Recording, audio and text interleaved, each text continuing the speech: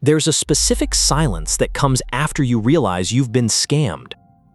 Not the moment you send the money, the moment after.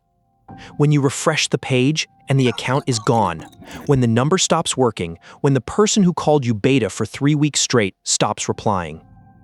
And in that silence, most people expect to feel rage. But that's not what comes first.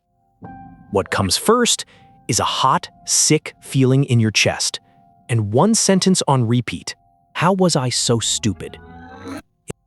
If that sentence is running in your head right now, while you're washing dishes, while you're lying awake at 3 a.m., while you're pretending everything is fine at dinner, stay with me. Before anything else, because some of you are watching this within hours of it happening, and there is a window that closes. 3 things right now. Pause the video if you need to. 1. Screenshot everything: the chats, the profile, the transaction receipt, the number, the link.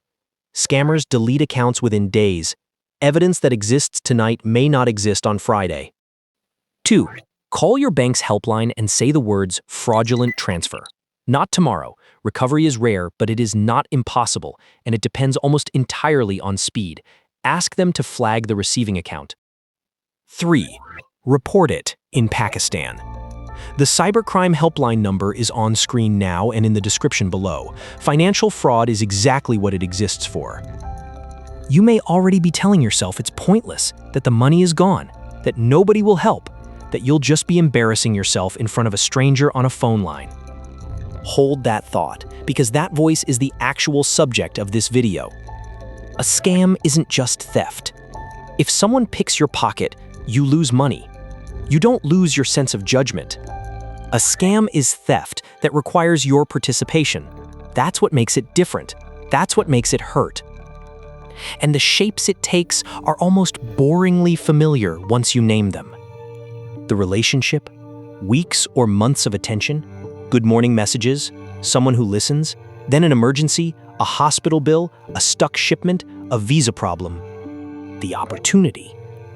A return that's too good, explained too confidently, with a deadline attached. The panic call. This is from your bank's fraud department. Your parcel is held at customs. There's a case registered against your CNIC. Fear first, thinking later. The fake door. A message with a link. A login page that looks exactly right. One password typed into the wrong box. Different costumes, same mechanism. Every one of them borrows something good about you. Your affection, your ambition, your respect for authority, your willingness to help, and turns it into a lever. That's the part nobody says out loud. They didn't find a flaw in you, they found a feature. So why does the mind reach for shame before anger? Because anger points outward, and outward is uncertain. You don't know who they were. You may never know. There's no one to be angry at in a way that resolves anything.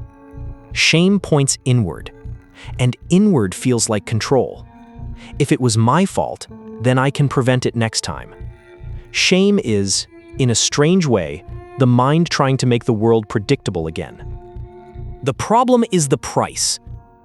Guilt says, I did something bad. Shame says, I am something bad. That's not a poetic distinction. It's a well-documented one in psychology. And it matters here for a very practical reason. Guilt tends to push people toward repair. Shame tends to push people toward hiding. And hiding is exactly what the scammer needs from you next.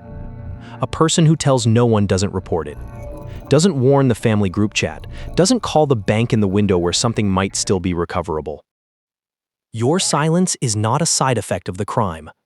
For them, it's the second half of it. There's a body of research on self-compassion.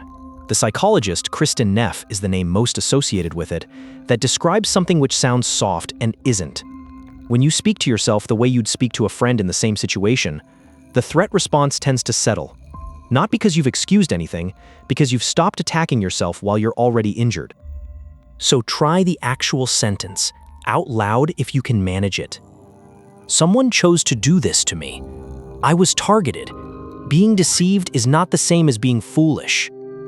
It will feel false the first time. Say it anyway. You're not trying to believe it today. You're trying to interrupt a loop. Beyond the phone calls, there's one exercise I'd ask you to do tonight. Write it down like a reporter. Not a diary entry, a report. Open a notebook and write only what happened in order, in the flattest language you can find. On the 14th, I received a message. On the 16th, they mentioned an investment. On the 19th, I transferred the money. No adjectives. No, I should have known. No, obviously it was fake. Here's why this works. Right now, the event and your identity are fused.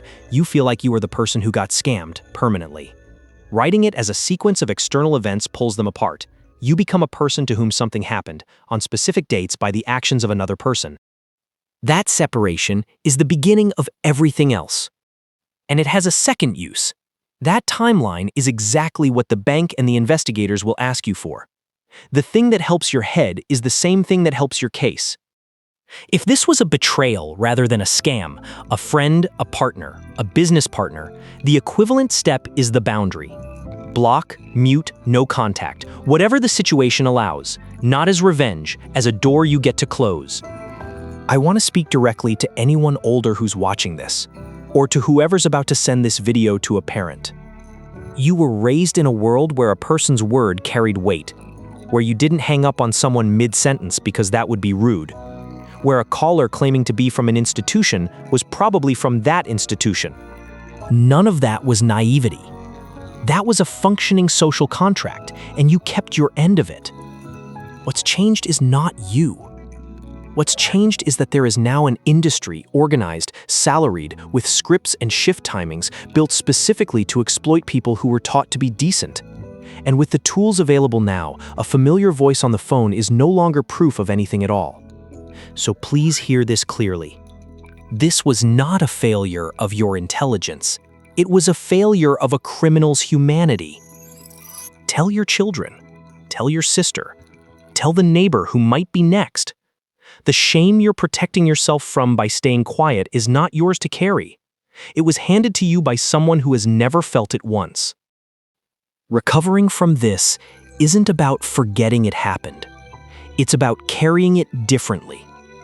You will be more careful. Now, that's fine. But there's a version of careful that becomes a cage, where you stop answering calls, stop trusting new people, stop lending your kindness to anyone. Don't let them take that too. The goal isn't to become someone who trusts nobody. It's to become someone who trusts with better boundaries and slower timelines. One more thing, and I mean this plainly. If the weight of this has stopped you sleeping, stopped you eating, stopped you working, if it's been weeks and it hasn't lifted at all, please talk to someone properly. A counselor, a doctor, one person you trust completely. Losing money is a financial event.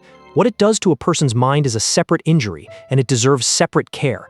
Asking for that isn't weakness. It's the same instinct as calling the bank. You're treating something before it gets worse. The money may or may not come back. The judgment does. The self-respect does. You are not the worst thing that was done to you. If you've been through this, the one thing I'd ask is this. Don't write "same happened to me" and leave. Write the type, the fake courier call, the investment group, the relationship. 2 lines is enough. Because someone is going to scroll these comments tonight at 3 a.m. to recognize their own story in yours and finally stop believing they were the only one stupid enough to fall for it. That's the whole point of the comments being open.